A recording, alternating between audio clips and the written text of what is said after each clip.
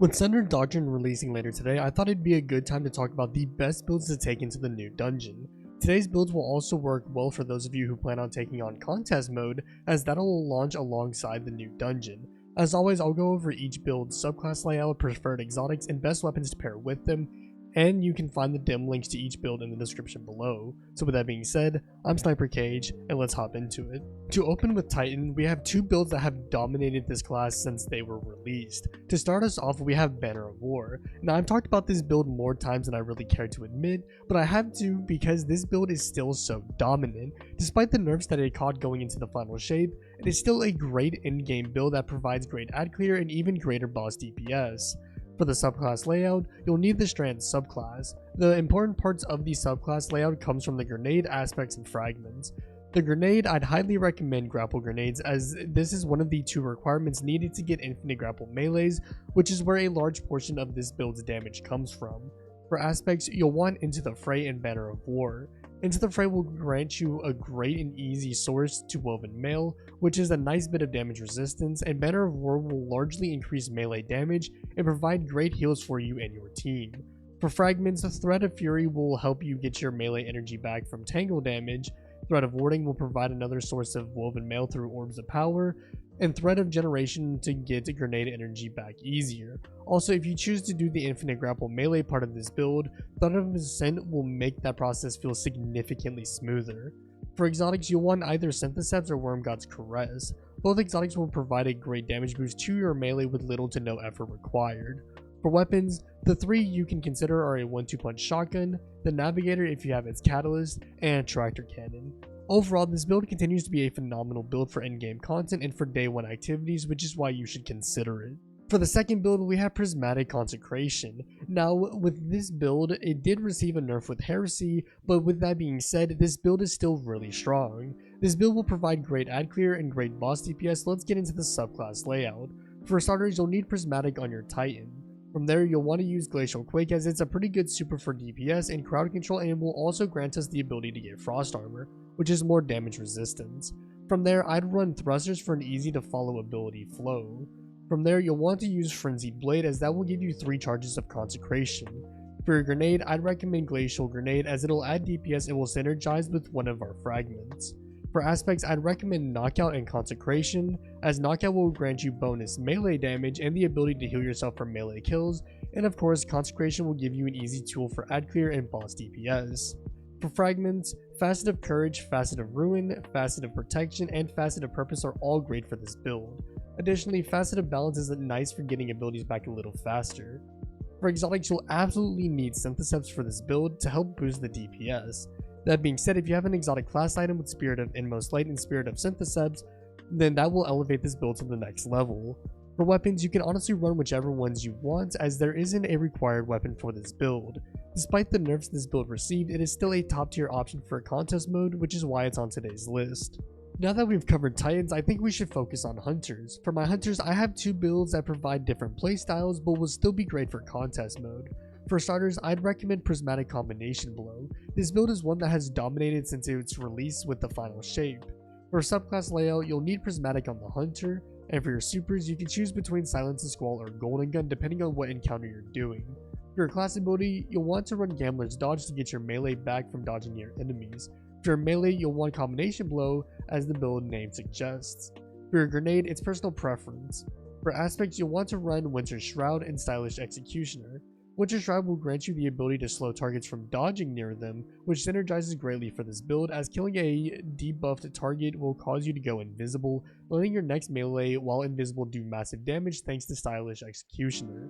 For fragments, Facet of Protection, Facet of Hope, Facet of Courage, and Facet of Purpose are all great for this build, and Facet of Dawn can add a nice little touch to this build.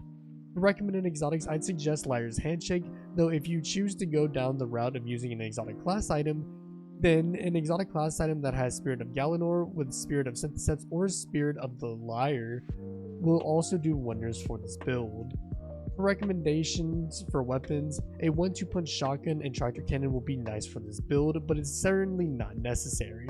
Overall, this build provides great ad clear and great boss DPS, hence its inclusion in today's video. For the second hunter build, I wanted to recommend a newer one that I covered in my Dominant Heresy builds video. We got a new aspect for the Void subclass on hunters, so we'll be using it to make a great build. For a subclass, you'll want the Void subclass. For your super, I'd recommend Deadfall Tether for the single but large tether point. For your dodge, you'll want Gambler's Dodge. For your grenade, while it is personal preference, I find Vortex Grenade to be the best here. For aspects, I'd recommend On the Prowl and Trapper's Ambush. On the Prowl will provide a cloud of smoke that will grant you and your teammates invisibility if you kill a marked target, and Trapper's Ambush will grant an easy and fast way to give you and your teammates invisibility.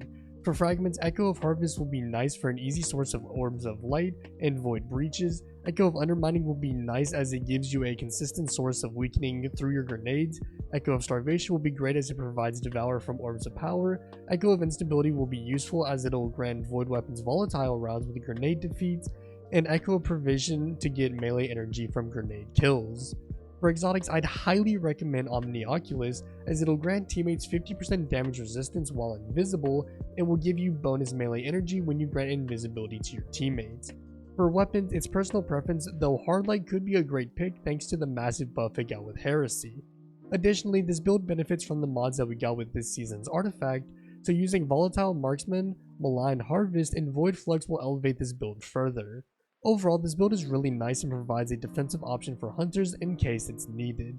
Finally, we're moving on to the Warlocks. For my Warlocks, I have two builds that will also play into two different playstyles while setting you up for an easy clear. For starters, I wanted to highlight a support build that Warlocks can use. This support build will help keep your teammates alive through the encounters, which will be super helpful considering how hard enemies hit in contest mode. For starters, you'll want the Solar subclass. For your super, you'll want Well of Radiance as it is still one of the best if not the best supers in the game. For your class ability in melees, it's completely up to you, though Healing Rift will help further play into the support playstyle. For your grenade, you'll want Healing Grenades, as we'll explain why in a moment. For aspects, you'll want to run Touch of Flame to increase the potency of your healing grenades. For the other aspect, it's up to you, though Hellion and Icarus Dash would be my go-to picks.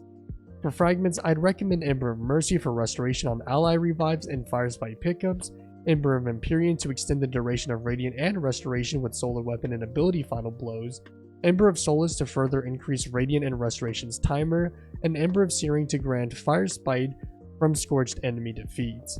For recommended exotics, it's required to use Speaker's Sight to use this build at its fullest potential.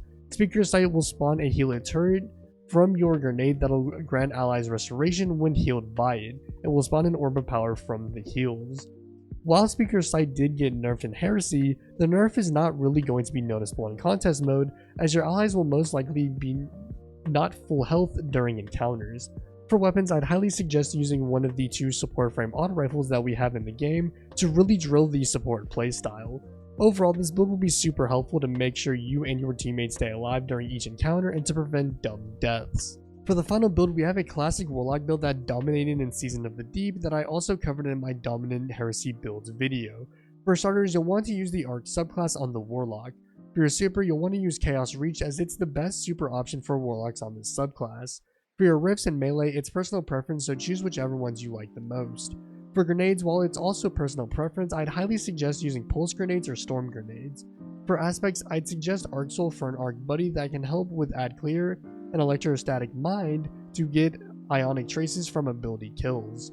For aspects, I'd suggest Spark of Beacons to blind enemies on Arc special weapon kills while amplified, Spark of Ions to get ionic traces from jolted enemies or target defeats while you have Bolt Charge, Spark of Discharge for more ionic traces from Arc Weapon Final Blows and to get Bolt Charge from ionic stacks, and Spark of Shark to grant your grenades the ability to jolt.